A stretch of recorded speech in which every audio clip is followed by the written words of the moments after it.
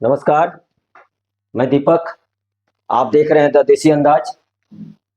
और आज के इस विशेष चर्चा में हमने आमंत्रित किया है एक ऐसे युवा को, कह सकते हैं एक ऐसे तेज तर्रार युवा को, जो हमेशा, जिसकी मंशा ही हमेशा रही है कि अच्छे अच्छे चीजों को सामने लाना, हमेशा खोज करना। और उसी से आज हम लोग जानेंगे कि आज अपने इतिहास के बारे में, धर्म के बारे में, समाज के बारे में और वर्तमान स्थिति पर भी हम लोग आज उनसे जानेंगे। तो चलिए, सबसे पहले हम लोग उस मेहमान का आपसे हमें परिचय करा दूं। आप हैं सूरजशील जी। आप राजनीति शास्त्र और इतिहास में अध्ययनरत हैं। सूरज जी, आपका बहुत बहुत स्वागत है।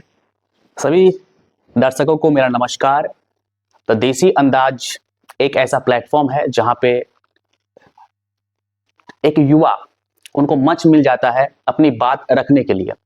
अगर आपके पास जानकारी है और आप अपना संदेश इस समाज तक पहुंचाना चाहते हैं तो देसी अंदाज में आइए और अपनी बातों को जरूर रखिए। मेरा नाम सूरज कुमार शील है, मैं हिरणपुर का निवासी हूं।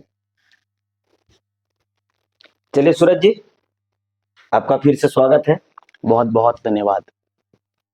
आज हम लोग, सूरज जी, जैसे आपको भी जानकारी है, इतिहास का स्टूडेंट आप भी हैं और हमने भी इतिहास से एमए किया है जी। तो इतिहास पर ही हम लोग आज शुरुआत करते हैं। और जैसे कि हम सभी जानते हैं कि इतिहास वास्तविक में आज जो हम इतिहास पढ़ रहे हैं वो इतिहास है, रियल इतिहास है या बनावटी इतिहास है? आपको क्या लगता है? देखिए, इतिहास इस शब्द में गहराई बहुत है और जब भी हम इतिहास की बात करते हैं ना, तो उसमें एक संदेह होता ही है। अब सवाल यह है कि संदेह होता क्यों है। ऐसा कोई कम ही आपको पुस्तक मिलेगा या किसी की जीवनी मिलेगी जो उस दौर से लेके अब तक उस तरीके से चली आ रही हो। बहुत लोग आए और चीजों को कंपाइल किया गया। आप पुराणों को देख लीजिए, समय के साथ साथ लोगों ने उस पे बहुत सारी चीजों को, जो आधुनिक चीजें हैं, उन आधुनिक चीजों को भी जो है पौराणिक चीजों के साथ में जो है कंपाइल कर दिया गया। तो इतिहास तो यही है। तो आपका सवाल है कि जो पौराणिक इतिहास है वो क्या आज वही है, या जो हम लोग पढ़ते हैं, आज का जो इतिहास हम पढ़ रहे हैं, क्या वो वास्तविक इतिहास है? देखिए, इतिहास के जो स्रोत होते हैं ना, सबसे पहला तो होता है पुरातात्विक स्रोत, जो हमें खुदाई से मिल जाता है, सिक्कों से मालूम चल जाता है। उसके बाद आता है साहित्यिक स्रोत।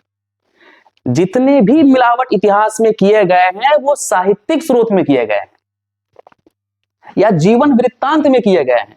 अब ह्वेनसांग अपने देश से भारत आया, अब भारत को वो किस नजर से देखा, वो इतिहास हम आज पढ़ रहे हैं। मैगस्थनीज जो है वो यूनान से यहां पे आया, उसने इंडिका लिखी, उसने उसके नजर से उन्होंने किस तरीके से जो है भारत को दर्शाया, तो उस बारे में बात करना होगा। अब तब के भारत को उन्होंने किस नजर से देखकर वर्णन किया कि भारत ऐसा है, कि भारत की जो भौगोलिक आपका दृष्टिकोण है, क्षेत्रफल भारत का है क्या है, सामाजिक दृष्टिकोण कैसा है, वो उस दौर की बात है। तो इस बात पर अगर हम बहस करें तो हम किसी भी इसके अंत तक हम बिल्कुल भी नहीं पहुंच पाएंगे कि क्या उस समय का इतिहास क्या वाकई में इतिहास है, या जिन्होंने इतिहास को लिखा क्या छेड़खानी नहीं हुई? बिल्कुल छेड़खानी हुई है। और छेड़खानी इसीलिए हुई है क्योंकि आप समय के साथ किसी एक व्यक्ति को आपने महान बना दिया, लेकिन दूसरे व्यक्ति को उसकी छवि को धूमिल कर दिया गया। बस एक दो पन्ने हमें एनसीईआरटी के किताबों में मिल जाते हैं उन योद्धाओं के। या फिर आप ये बताइए, क्या इतिहास में पुराण नहीं आते? क्या इतिहास में हमारा वेद नहीं आता? क्या इतिहास में उपनिषद नहीं आता? क्या इतिहास में वेदांत नहीं आते? बिल्कुल आते हैं, लेकिन कहां है? क्या आपने पढ़ा है? ना, मैंने पढ़ा है एनसीईआरटी के बुक में। वही इतिहास जब हम लोग पढ़ते हैं तो इतिहास बताता है कि वेद सबसे पुराने हैं, बिल्कुल, लेकिन वेदों की बात इतिहास में नहीं आती है। वही तो मैं भी वही बात कह रहा हूं कि जब हम लोग साहित्यिक स्रोत की बात करें, आप भी इतिहास से मास्टर किए हुए हैं और आप भी जानते होंगे, जब भी वेदों की, जब भी साहित्यिक स्रोत की बात आती है ना, और भारत की बात आती है, मैं बाकी दुनिया की बात नहीं कर रहा हूं, जब हम भारत की बात करेंगे और साहित्यिक स्रोत की बात करेंगे तो अब वेदों को दरकिनार कैसे करेंगे आप? क्योंकि अगर हम वेद पढ़ रहे हैं, चलिए वेद तो बहुत जो है प्राचीन है, पुराणों की हम बात कर लेते हैं। पुराण जो है कुछ समय पहले ही लिखी जा चुकी है, तो पुराण पढ़ने के बाद हमें उस दौर के समाज के बारे में जानकारी मिलती है, कुषाण वंश के बारे में, हून वंश के बारे में, चीन के सांग वंश के बारे में उन लोगों से जानकारी हमें मिलती है। तो फिर हम उन्हें पढ़ते क्यों नहीं, या फिर हमारे एनसीईआरटी के पुस्तकों में वो है क्यों नहीं? आपने बड़ा अच्छा बात किया कि एनसीईआरटी के पुस्तकों में है भी नहीं, और सरकारों ने शायद इस पर प्रयास भी नहीं किया। बिल्कुल भी नहीं किया गया है प्रयास। हमको एक बात याद आ रहा था इसी पे कि मैंने पढ़ा कि भारत की खोज किसने की, तो Vasco D gamma Vasco D gamma व्यक्ति आए अब मैं जिन्होंने उनकी भारत के, अब ये अपने आप में एक हास्यास्पद स्थिति उत्पन्न बिल्कुल, हो जाता है कि बिल्कुल। भारत की उसने खोज की, उससे पहले भारत नहीं था। उससे पहले भारत नहीं। जहां लाखों वर्षों का इतिहास भारत में बताता है, और वो क्या कहते हैं कि वो आके कहता है कि भारत की खोज उसने की। अगर वास्को डी गामा ने भारत की खोज की तो चाणक्य कौन थे? बिल्कुल। चंद्रगुप्त मौर्य कौन थे? क्या रामानुजम कौन थे? क्या सिकंदर ने भारत पर आक्रमण नहीं किया था? क्या सेल्यूकस निकेटर जो है वो भारत नहीं आए थे? तो फिर वास्को डी गामा ने भारत की खोज की है? बिल्कुल गलत है। मसालों के लिए वो इंसान भारत आया था, मसालों की खोज में आया था, भारत की खोज में बिल्कुल नहीं आया था, मसालों की खोज में आया था। यूरोप के लिए मसाला एक नई वस्तु थी, सोने के बदले जो है मसाला जो है वो वितरण प्रणाली किया गया, सोना हमें दिया गया, मसाला हमसे लिया गया। मतलब कुल मिला के कह सकते हैं कि इतिहास को तत्काल जब भारत गुलाम हुआ तो उस समय के अंग्रेज लेखकों ने अपने हिसाब से लिखने का काम इतिहास का किया, भारत का इतिहास का। और उन्होंने जो आक्रमणकारी थे या जो बाहर से लोग आए थे उनको ज्यादा दिखाने का काम, जो भी अभी हम लोग एनसीईआरटी के बुक में पढ़ भी रहे हैं, अभी धीरे धीरे वो चेंज हो रहा है, ये अच्छा जी हाँ दिख रहा है जी। कुल मिला के हम लोग यही कर सकते हैं कि इतिहास को क्या कहते हैं उसको, मतलब एकदम से उसको तितर बितर करके जी भारतीय जो भी सभ्यता रही उसको खत्म करते हुए लिखने का काम किया। चलिए सूरज जी, इतिहास पे ही हम लोग थोड़ा सा और बात करते हैं।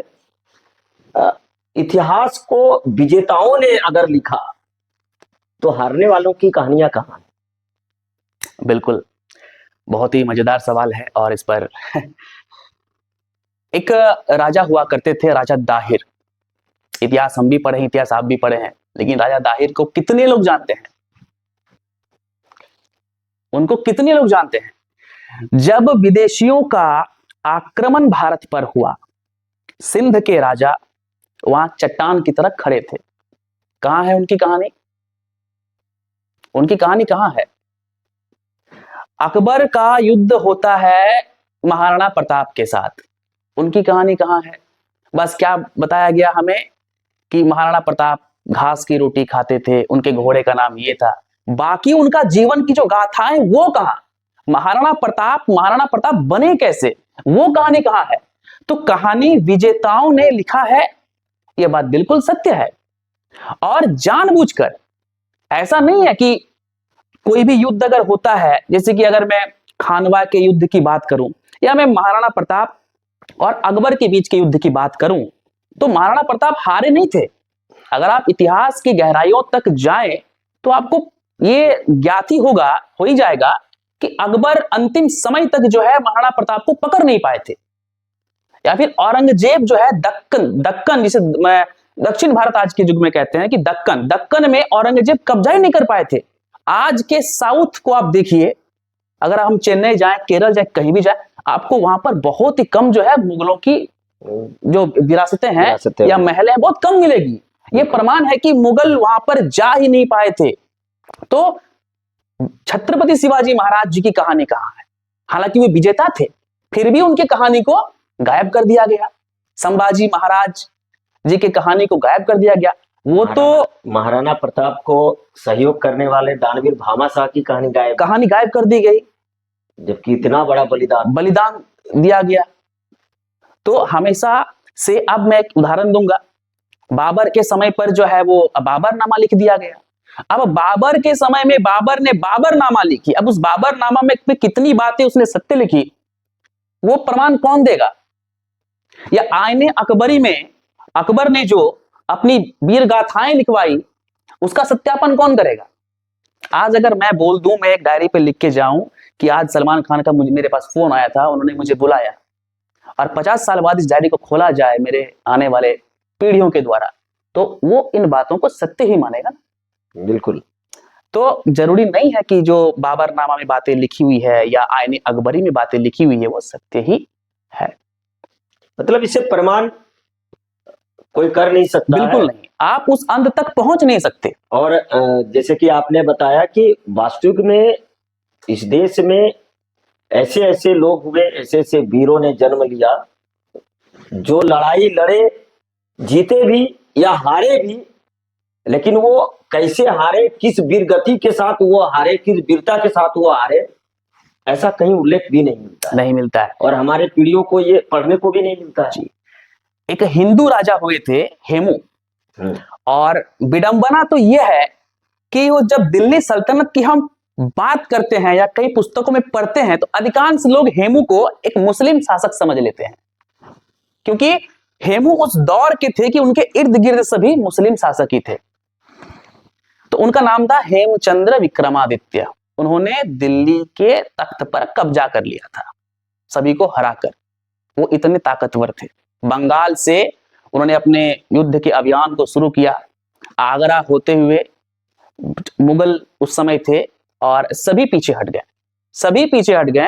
हेमचंद्र विक्रमादित्य से कोई नहीं सका, और जब वो दिल्ली के तख्त पर बैठ गए तो खुद से उन्होंने खुद को जो है विक्रमादित्य की उपाधि दे दी। उनका नाम हेमू ही था, हेमचंद्र विक्रमादित्य। इनकी कहानी कहां है? राणा सांगा की कहानी कहां है? इसलिए मैंने जो है राजा दाहिर के साथ अपनी बात शुरू की थी कि राजा दाहिर की कहानी कहां है। जब पहली बार ईरानियों द्वारा भारत पर आक्रमण होता है, राजा दाहिर सिंध के राजा चट्टान की तरह खड़े होते हैं। पोरस की कहानी कहां है? सिकंदर को रोकने वाले पोरस की कहानी कहां है?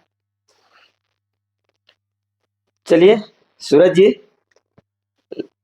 बातें इतनी लंबी है कि कई घंटे गुजर जाए। बिल्कुल इतिहास है। अभी आपने जैसे इतिहास पे बात हो रही है तो उसमें एक विषय आता है, औपनिवेशिक शासन ने धर्म और समाज को कैसे विभाजित किया। देखिए, सबसे पहले मैं जो दर्शक बंधुओं ने बता दूं, औपनिवेशिक शासन यानी जब कोई दूसरा देश आपके ऊपर हावी हो जाए, चाहे वो सांस्कृतिक रूप से हो या डायरेक्ट आ जाए। तो हम गुलाम थे अंग्रेजों के, सिर्फ अंग्रेजों के हम गुलाम नहीं बने। दुनिया में, पृथ्वी पर जितनी भी सल्तनतें हुई हैं, अधिकांश सल्तनतों ने, साम्राज्यों ने भारत पर आक्रमण किया। क्यों किया? रूट क्या था? सिंधु के रास्ते। सिंधु की मैदान बहुत उपजाऊ है, भारत सोने की चिड़िया थी, वास्तविकता में थी। तो ईरानियों ने सबसे पहले जो है यहां भारत पर आक्रमण किया। अब रही बात इस चीज की कि औपनिवेशिक शासन, तो औपनिवेशिक शासन की बात करें तो डच, फ्रेंच, पुर्तगाल, और उसके बाद आ गए हमारे अंग्रेज। मैंने कहा हमारे अंग्रेज, इस बात पर गौर कीजिएगा, हमारे अंग्रेज इसलिए क्योंकि हमने उन्हें अपना लिया है आज भी, इसलिए मैंने कह दिया हमारे अंग्रेज। हम अपने संस्कार को भूल गए, हमारा धर्म, हमारा समाज, हमारी संस्कृति, यहां तक कि हमारी स्कूली शिक्षा भी आज उन्हीं के अनुसार चल रहा है। जब देश में औपनिवेशिक शासन आया तो सबसे पहले, जब भी किसी देश को अगर आपको तोड़ना हो तो पॉलिसी उनकी आज भी यही है कि अपने संस्कृति को थोप दो उन पर। और उस देश की संस्कृति को आप मिटा दो। आप मिस्र को देखिए, कहां गई मेसोपोटामिया की सभ्यता, कहां गई माया सभ्यता, चीन की सभ्यता कहां चली गई, कोई उल्लेख नहीं मिलता। तो औपनिवेशिक शासकों ने जब भारत पर हमला किया, मैं हमला ही इसे कहूंगा, सबसे पहले तो उन्होंने हमारे समाज को तोड़ा, वर्ण व्यवस्था को जाति व्यवस्था का नाम दे दिया गया और हम लड़ते रहे जाति के नाम पर। जबकि आप भगवत गीता को खोलकर अगर देखें, चातुर्वर्ण समागम, 4 वर्णों का समागम है, जाति का कहीं पर भी उल्लेख नहीं है। तो आज का समाज जो विभाजित हुआ है या जो हमने अपनी संस्कृति को नष्ट किया है, वो औपनिवेशिक शासन के कारण है। जब अंग्रेज भारत आए तो उन्होंने कहा, अरे भारतीयों, तुम्हें कुछ नहीं आता, तुम्हारे शरीर से बदबू आती है, तुम पढ़ना नहीं जानते, तुम कपड़े नहीं पहनना जानते, तुम लिखना पढ़ना नहीं जानते, तुम्हें सेंस नहीं है चीजों की। तो उस समय हम भी चीजों को अपना लिए, हमें काफी अच्छा लगा। गोरे लोग बाहर से आए, नई नई चीज लेकर आए, नए नए परिधान लेकर आए, हमें काफी अच्छा लगा। तब एक व्यक्ति, मैं व्यक्ति कहना जो है वो गलती होगी, एक बहुत बड़े महात्मा श्री दयानंद सरस्वती जी आए और उनका जो एक वाक्य है, वेदों की ओर लौटो। तो उन्होंने कहा कि अरे भारतीयों, तुम किसके चक्कर में पड़े हो, तुम उनकी बात सुन रहे हो जिनको पहले खाना पढ़ना लिखना नहीं आता था, जब हमारे मनीषियों ने कह दिया था कि पृथ्वी गोल है। कैपलर ने तो ग्रहों की जो है खोज है बोलिए, या फिर जो ग्रहों की गति है, 9 ग्रह होते हैं, वो बाद में कही, नवग्रहों की पूजा हम शुरू से करते आ रहे हैं। तो दयानंद सरस्वती जी ने कहा कि वेद पढ़ो। अंग्रेजों ने हमें बताया कि भारतीय संस्कृति में महिलाओं का सम्मान नहीं है, लेकिन जब राजा जनक की हम कहानी पढ़ते हैं तो वहां पर गार्गी और याज्ञवल्क्य के बीच में तर्क होता है, डिबेट होता है। तो अगर महिलाओं को पढ़ाया नहीं जा रहा था हमारे समाज में, संस्कृति में, फिर गार्गी वहां क्यों बैठी हुई थी उतने बड़े पंडित से तर्क करने के लिए? तो औपनिवेशिक शासन ने, औपनिवेशिक सत्ता ने बिल्कुल धर्म का विभाजन किया है, समाज का विभाजन किया है और हमारी संस्कृति को नष्ट किया है। ये औपनिवेशिक शासन की जब हम लोग बात करते हैं तो एक ध्यान में आता है एक नाम, लॉर्ड मैकाले का।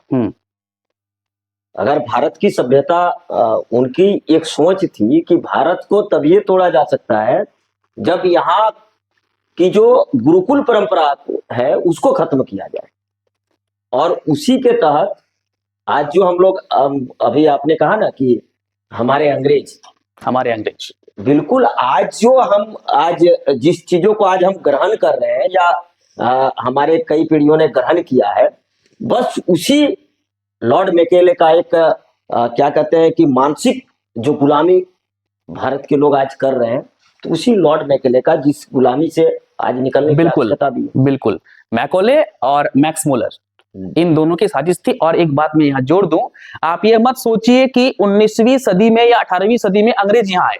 अंग्रेज भारत में जहांगीर के समय से आ चुके थे, जहांगीर के दरबार में आए थे। जब भी किसी देश में आपको शासन करना होता है, उस देश की संस्कृति, उस देश का संस्कार, उस देश की वर्तमान सामाजिक स्थिति और उस देश की भाषा को समझना होता है। बिल्कुल। तो अंग्रेज जहांगीर के समय से ही भारत आ चुके थे। चलिए सूरज जी, थोड़ा सा और आगे बढ़ते हैं। बिल्कुल। समाज सुधारकों ने सत्ता और धर्म को कैसे चुनौती दी? बहुत ही अच्छा सवाल है। समाज सुधारक, जब भी हम ये नाम लेते हैं तो हमें, भारत में कई समाज सुधारक हुए हैं। एक दयानंद सरस्वती जी का नाम अभी जस्ट मैंने लिया, और मैं उनकी एक पुस्तक जो है मैं आपको दिखाना चाहूंगा, अगर आपकी परमिशन हो तो। बिल्कुल बिल्कुल।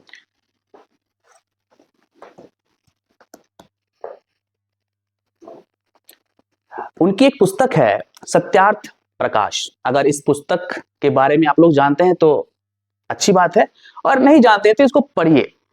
इसमें वही सब बातें कही गई है कि वेदों की ओर लौटो। तो वेद पढ़ना आज के समय में मुझे लगता है कि संभव नहीं है, और ऑथेंटिक चीजें मिलनी भी मुश्किल है। तो दयानंद सरस्वती जी ने एक ये पुस्तक लिखी, इसको पढ़ के आप चीजों को समझ सकते हैं। तो ये एक समाज सुधारक थे। तो समाज सुधारक ने सत्ता को चुनौती कैसे दी? देखिए, जब भी समाज सुधारक हम नाम लेते हैं तो सुधारक यानी समाज को सुधारने आए हैं, तो कहीं पर जरूर कुछ विकृतियां हुई हैं, विकृतियां हुई है। तो सबसे पहले हम औपनिवेशिक शासन की ही बात करेंगे। औपनिवेशिक शासन जब हमारे देश में, अंग्रेज जब हमारे देश में आक्रमण करने के लिए आए, तब बहुत सारे मनीषी भी उनका विरोध किए।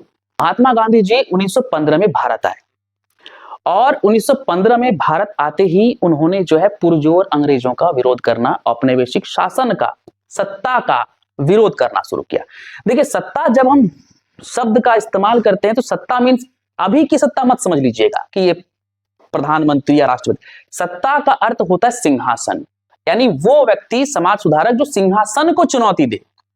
तो सिंहासन को चुनौती देने वाले कई समाज सुधारक हुए हैं। जैसे दयानंद सरस्वती जी का मैं नाम लूं तो अंग्रेजों को खुले मंच पर उन्होंने चुनौतियां दी। जब उन्होंने देखा कि मैं सभा करूंगा और सभा करूंगा तो 10, 20, 50 लोगों से मैं वार्तालाप कर पाऊंगा, तो उन्होंने अखबार निकालनी शुरू कर दी और उन अखबार में छोटे छोटे उनके शब्द आने लगे वेदों के, और यही वेदों के जो श्लोक हैं वो बाद में पूरे भारत में वो वायरल हो गए। तो समाज सुधारक भारत आए, मतलब भारत में उन्होंने जो औपनिवेशिक सत्ता, औपनिवेशिक शासन थी, उनको चुनौती भारत के समाज सुधारकों ने दिया है। मैं एक नाम लेना चाहूंगा, बाल गंगाधर तिलक। बाल गंगाधर तिलक ने, आप जानते होंगे, महाराष्ट्र में जो गणेश चतुर्थी है वो बहुत ही जोर शोर से मनाया जाता है और ये बहुत प्री प्लानिंग था कि एक समाज को मुझे जोड़ना है तो मुझे एक फेस्टिवल का आयोजन करना होगा, गणेश चतुर्थी। और ये समाज को जोड़ने के लिए किया गया था, क्योंकि देखिए, आजादी की लड़ाई तो पहले भी लड़ रहे थे हम, 1857 की लड़ाई भी लड़े थे हम। क्या जीत पाए? क्या अंग्रेजों को हम भगा पाए? नहीं भगा पाए। हम संगठित नहीं थे, बिल्कुल। लेकिन जब गांधी जी आए, गांधी जी को आप कुछ भी कहिए, लेकिन महात्मा तो वाकई में वो हैं। उन्होंने ना भारत के आत्मा को उन्होंने समझ लिया कि सबसे पहले हमको किसान को और मजदूर को संगठित करना होगा, क्योंकि पढ़े लिखे लोग तो संगठित हैं ही। तो जब वो आए तो चंपारण चले गए, चंपारण में किसानों से मिले, बाद में वो सूरत चले गए, सूरत में मिल मजदूरों से मिले। तो भारत की आत्मा को उन्होंने जोड़ा। चेन्नई से नमक सत्याग्रह तो जोड़ा, तो लोग इकट्ठा हुए, लोग एक आस दिखे कि हाँ भाई, कोई महात्मा गांधी, कोई गांधी जी आए हैं, कोई बापू आए हैं जो सत्ता को चुनौती दे रहे हैं। और गांधी जी के अनशन में इतनी शक्ति थी कि अंग्रेज डरते थे। लोग कहते हैं कि गांधी जी पे एक भी लाठी नहीं पड़ी। अरे, अंग्रेजों की औकात नहीं थी कि उन पे लाठी बरसा दे, नहीं थी। गांधी जी उस समय बहुत बड़े नाम थे, बहुत बड़े। इंग्लैंड में बैठे हुए चर्चिल भी गांधी जी से डरा करते थे। तो बिल्कुल मनीषियों ने, मनीषी कहिए, महात्मा कहिए, धर्म सुधारक कहिए या समाज सुधारक कहिए, सत्ता को चुनौती दी है। और आज के वर्तमान परिप्रेक्ष्य में भी जो है सत्ता को चुनौती दिया जा रहा है और ये आगे भी दिया जाएगा। बिल्कुल। चलिए सूरज जी, थोड़ा सा हम लोग जो चर्चा का विषय है थोड़ा सा उसको अलग हटते हुए, बिल्कुल, क्या धर्म हमेशा समाज को जोड़ने का काम करता है या सत्ता का औजार? देखिए, धर्म समाज को जोड़ने का काम तो करता ही है। और अगर धर्म की बात करें तो सबसे पहले हमें जाना होगा इतिहास में। और हम जब इतिहास जाते हैं, मैं भारत के इतिहास की मैं बात करूंगा, दुनिया में यूं तो काफी धर्म है, बहुत सारे धर्म जो है विलुप्त हो चुके हैं, खत्म हो चुके हैं, नष्ट हो चुके हैं, हम टिके हुए हैं। और धर्म ने समाज को जोड़ने का काम किया है। इसका प्रमाण अगर मैं आपको दूं तो आप भारत को देख लीजिए। इतने हमले हुए भारत में, लेकिन भारत क्या हिला? भारत आज भी वही खड़ा है जहां भारत पहले खड़ा था। तो बिल्कुल ये बात बिल्कुल सही है कि हमेशा जब भी देखिए दौर जब भी बदलता है, राजनीति में, सत्ता में या इतिहास की बात करें तो परिवर्तन हमेशा होता रहता है, परिवर्तन हमेशा होगा। तो सवाल यह है कि जब हम धर्म की बात करें, धर्म समाज को जोड़ने का काम करते, इसका प्रमाण तो मैंने दे दिया। अब रही बात सत्ता की औजार, क्या धर्म सत्ता की औजार है?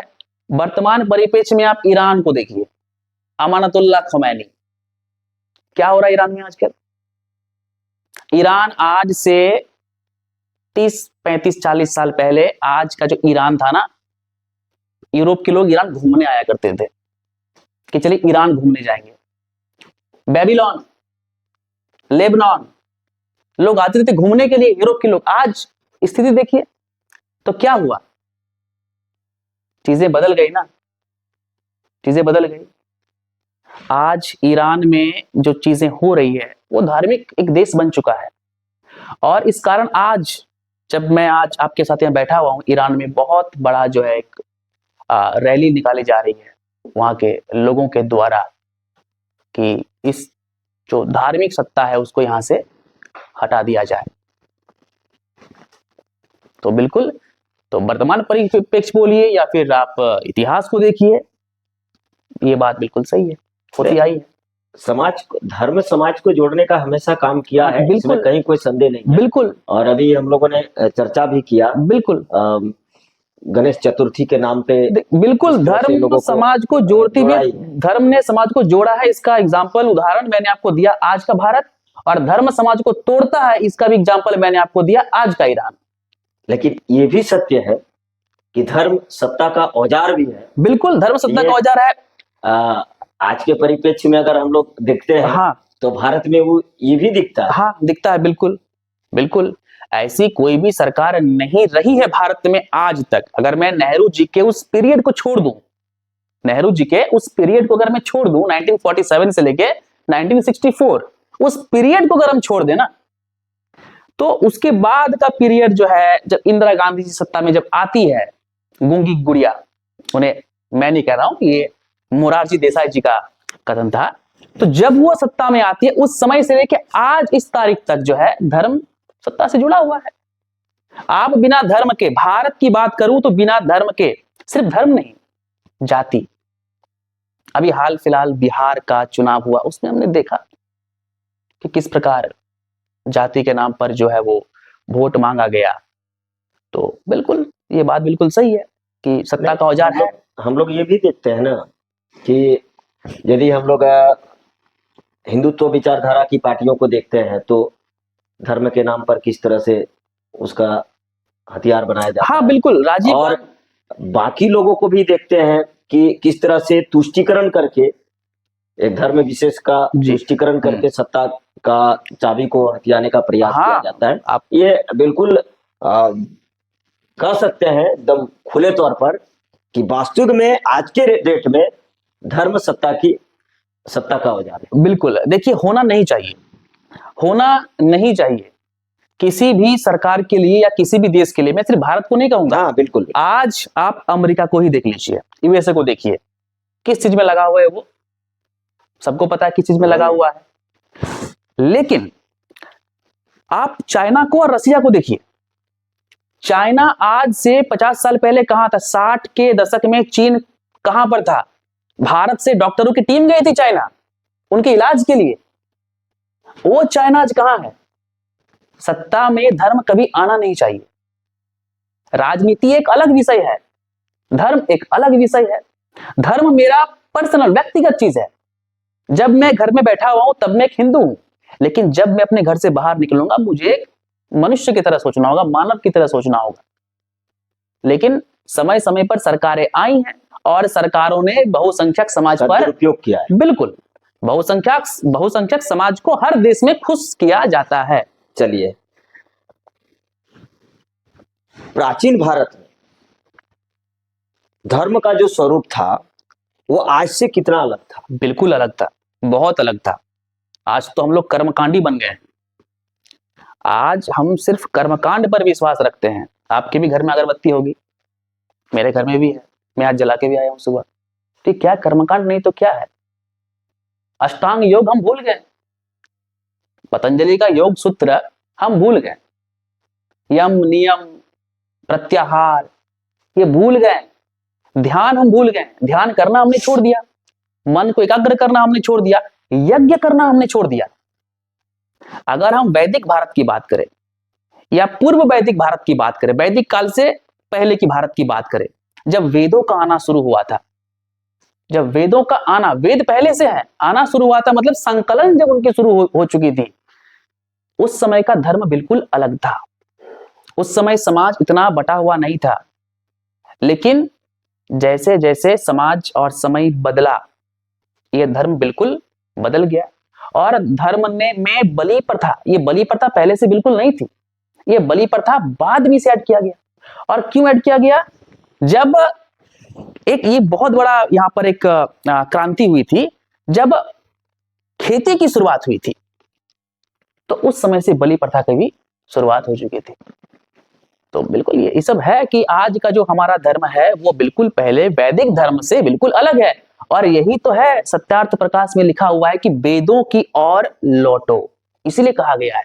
क्योंकि हम, अगर मैं किसी दूसरे धर्म की बात करूं, अगर आप यहूदी की बात करें, तो वो अपना जो धार्मिक ग्रंथ है वो बिल्कुल पढ़ते हैं। आप मुस्लिम समाज की बात करें तो बिल्कुल उन्हें कुरान की तालीमें दी जाती है बचपन से, उन्हें इल्म है हर एक चीज का। लेकिन हम कहाँ हैं? हमारा समाज कहाँ है? हर व्यक्ति को उनके धर्म के अनुसार उनकी धार्मिक किताबें पढ़नी चाहिए।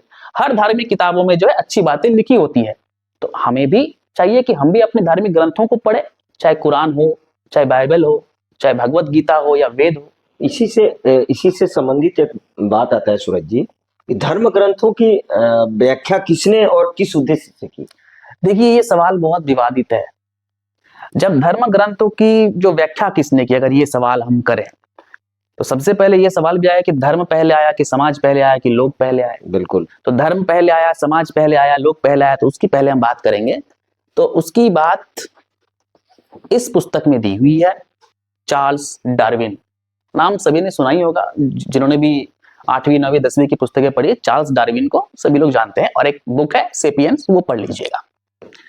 देखिए, धर्म पहले आया और समाज पहले या लोग पहले आए।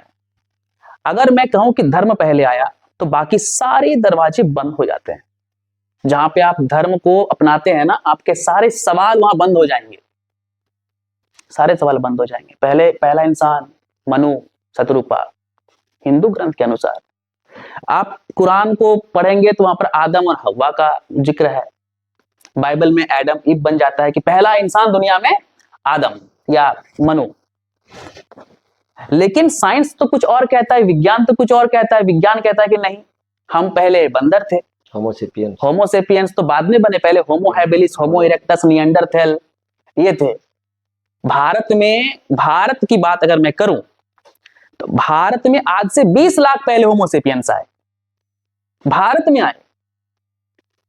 और उनका जो डीएनए है वो जो तमिल के लोग हैं, द्रविड़ लोग हैं, उनसे उनका जो डीएनए मिलता है। निएंडरथैल जो पहले के जो इंसान थे, निएंडरथैल बोने बोने इंसान, नर्मदा घाटी में उनके अवशेष मिले। तो बताइए, धर्म पहले आया कि समाज पहले आया? हमारे हिंदू शास्त्रों में हम लोग प्रकृति की पूजा करते हैं, प्राकृतिक पूजक हैं। कैसे बने प्राकृतिक पूजक? जब इंसानों ने मूर्तियां बनाना नहीं सीखा था, तब इंसान प्रकृति की पूजा करते थे।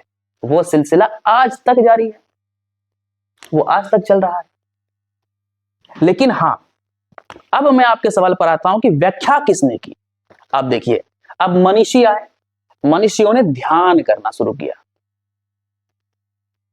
ध्यान करना शुरू किया, और वेदों की ऋचाओं का आविष्कार ही मैं कहूंगा, ठीक है, आविष्कार हुआ धीरे धीरे धीरे धीरे जो है। और जैसे सेम चीजें आप सभी धर्मों को देख लीजिए ना, आप जो कुरान की आयतें हैं वो भी तो नाजिल हुई थी और मोहम्मद साहब ने उनको संकलित किया। तो उसी प्रकार वेद की ऋचाएं आती गई, मनीषी उन्हें संकलित करते गए, फिर उपनिषद आया, फिर पुराण आया, अलग अलग दौर में अलग अलग पुराण आया, उसको संकलित किया। तो अगर ये सवाल पूछा जाए कि पहले धर्म की पहले समाज, तो 100% पहले समाज आया है, उसके बाद ही इंसान नहीं और हमारे इस समाज ने ही धर्म बनाया। अभी अगर मैं आपसे पूछूं, शैव समाज या वैष्णव संप्रदाय किसने बनाया? बताइए, क्या आज से 1000-2000 साल पहले वैष्णव थे? तो बाद में चैतन्य महाप्रभु आए। या शैव संप्रदाय कश्मीर में फैला, शैव संप्रदाय, कश्मीर बहुत बड़ा धार्मिक अट्रैक्शन का केंद्र था उस समय, बहुत कम लोग जानते होंगे, बहुत बड़ा धार्मिक आकर्षण का केंद्र था कश्मीर। तो ये बात सत्य है कि पहले जो है वो इंसान आए हैं, पहले समाज बना है, फिर धर्म बना है, और व्याख्याएं ऋषि मुनियों ने की है। लेकिन हाँ, इसका कोई ऑथेंटिक प्रूफ आप नहीं दे सकते इस चीज का कि वेद कब आया, वेद की ऋचाएं कब लिखी गई, इसका कोई प्रमाण नहीं। पुराण आप प्रमाण दे सकते हैं, लेकिन वेदों का प्रमाण नहीं दे सकते। यह बिल्कुल विवादित है, और कोई व्यक्ति ये कह नहीं सकता कि वेद इस समय आया है। भले इतिहासकार लिख दे उत्तर वैदिक काल, पूर्व वैदिक काल में वेद लिखा गया, लेकिन यह बिल्कुल सत्य नहीं है। चलिए, क्या सत्ता बिना धर्म के चल सकती है? सत्ता बिना धर्म के चल सकती है, क्यों नहीं चल सकती है? बिल्कुल चल सकती है। आज के डेट में भी सत्ता बिना धर्म के चलती है। आप चीन को देखिए, इतिहास में कोई प्रमाण है इसका? इतिहास में भी प्रमाण है। सत्ता और धर्म की अगर बात करें तो सत्ता में धर्म तो अब बाद में आया, हमारे समाज ने जोड़ा। आप अकबर को देख लीजिए, क्या अकबर के शासनकाल में, क्या अकबर के नवरत्नों में हिंदू नहीं थे? थे ना। तो सबको मिला के उन्होंने किया, एक सेकुलर सोच वहां से जो है उत्पन्न हुई। आज का भारत भी सेकुलर है, और धर्म के बिना सत्ता बिल्कुल चल सकती है। अगर हम बात करें हेमचंद्र हेमू की, विक्रमादित्य की, अगर हम बात करें चंद्रगुप्त मौर्य की, तो कहां धर्म था उस समय? तो बस लड़ाई थी, सिंहासन की लड़ाई, सत्ता की लड़ाई। धार्मिक लड़ाई तो नहीं थी, धार्मिक उन्माद तो नहीं था। भारत में अरब से आक्रमण होता है, लगभग मान के चलिए मोहम्मद बिन कासिम उस समय से माना जाता है। उससे पहले भी एक दो हुए हैं, लेकिन मोहम्मद बिन कासिम को माना जाता है। उस समय से भारत में जो है वो धर्म सत्ता समाज ये हुआ। उससे पहले का सम्राट अशोक ने जिनके खिलाफ हथियारे उठाए थे, वो किस धर्म के थे? किस धर्म के थे? अपने ही लोग थे। तो सत्ता की लड़ाई थी, सिंहासन की लड़ाई थी। उस समय का समाज भी जो है बिना धर्म का ही था। बिल्कुल। लेकिन परिस्थितियों के कारण जो है आज धर्म और सत्ता जो है ना वो आत्मसात हो चुका है। इसी से संबंधित बातें हैं कि जब धर्म सत्ता से जुड़ता है तो आम व्यक्ति को, आम जनता को क्या मिलता है? सुरक्षा या नियंत्रण? जब धर्म सत्ता से जुड़ता है, पहला तो है कि देखिए, आप क्या मानते हैं वो मैं नहीं जानता, लेकिन मेरा यह मानना है कि धर्म को सत्ता से नहीं जोड़ा जाना चाहिए। दोनों बिल्कुल जुड़ता है, मैं उस पर भी आऊंगा। दोनों बिल्कुल ना वाइस वर्सा है, बिल्कुल विपरीत है। धर्म से सत्ता को, अगर आप जहां आप धर्म को सत्ता से जोड़ेंगे, अपने उस देश का विकास आप भूल जाएंगे। लेकिन सच्चाई आज के आज के बिल्कुल में हम कह सकते हैं कि बिना धर्म का, आज पूरे वर्ल्ड का हिस्ट्री आप अवलोकन करिए, बिल्कुल, तो आपको धर्म के साथ सत्ता दिखेगी। हाँ, आप यूरोप को देख लीजिए, कहीं भी भारत को कहीं का भी आप देख लीजिए, बिल्कुल सत्ता है, धर्म है, धर्म है, सत्ता है, एक दूसरे का पूरक बना, आत्मसात कर ले ना। तो कहा ना, तो इसीलिए मैंने पूछा कि जब धर्म सत्ता से जुड़ता है तो आम जनता को क्या मिलता है? सुरक्षा या नियंत्रण? आम जनता को कुछ भी नहीं मिलता। जब धर्म सत्ता से जुड़ जाए तो क्या ही मिलेगा आपको और हमको? बिल्कुल, क्या मिलेगा? कुछ नहीं मिलेगा। अगर आपको मिलेगा तो किसी और को नहीं मिलेगा, तो सारी जनता तो खुश नहीं हुआ ना। धर्म सत्ता से ना जुड़े, इसीलिए धर्म निरपेक्ष रखा गया है, और इतिहास गवाह है इस चीज के लिए। बिल्कुल। महिलाओं की स्थिति के बारे में थोड़ा सा बात करेंगे सूरज जी। महिलाओं की स्थिति पर धर्म और सत्ता का क्या प्रभाव पड़ा है? महिलाओं की स्थिति की जब हम बात करें तो हम प्राचीन भारत से शुरू करेंगे। बिल्कुल। और इस टॉपिक पर हमें लगता है कि बात करनी भी चाहिए, क्योंकि बात महिलाओं की है। प्राचीन भारत की बात करें तो महिलाओं की स्थिति बहुत अच्छी थी, बहुत ही ज्यादा अच्छी थी। हमें हमारे वेदों में कई सारे ऐसे पुराणों में कहानियां मिलती है, राजकुमारी का उल्लेख मिलता है। हमारी देवी जो है वो भी आप देखें, दुर्गा, वो भी एक महिला के तौर पर उन्हें देखा जाता है। माता लक्ष्मी, माता सरस्वती। तो अगर हमने किसी महिला को देवी कहा है तो जरूर प्राचीन भारत में जो है महिलाओं की स्थिति अच्छी रही होगी। रानी रासमणी, रानी रासमणी कहते हैं। रानी रासमणी को उनके नाम से जानते हैं, उनके पति के नाम से नहीं जानते हैं ना, तो इसका मतलब उस समय स्थिति अच्छी थी। लेकिन धीरे धीरे हमारा समाज जब कर्म कांड में बदला और भारत में एक बहुत बड़ा परिवर्तन हुआ, और वो परिवर्तन था संपत्ति पर अधिकार। संपत्ति पर किसका अधिकार हो? सती प्रथा, कोई सती प्रथा को लोग गलत समझते हैं कि ये धर्म से आया है या वेदों से उठ के, पुराणों से उठ, नहीं, बिल्कुल नहीं। हिंदू शास्त्र में, हिंदू ग्रंथों में कहीं पर भी सती प्रथा का कोई उल्लेख नहीं है। सती प्रथा इस समाज के द्वारा निर्मित की गई एक विकृतियां थी। और इसका निर्माण कैसे हुआ? सवाल ये आया कहां से? अगर धर्म ने नहीं दिया तो किसने दिया? समाज ने दिया। कैसे दिया?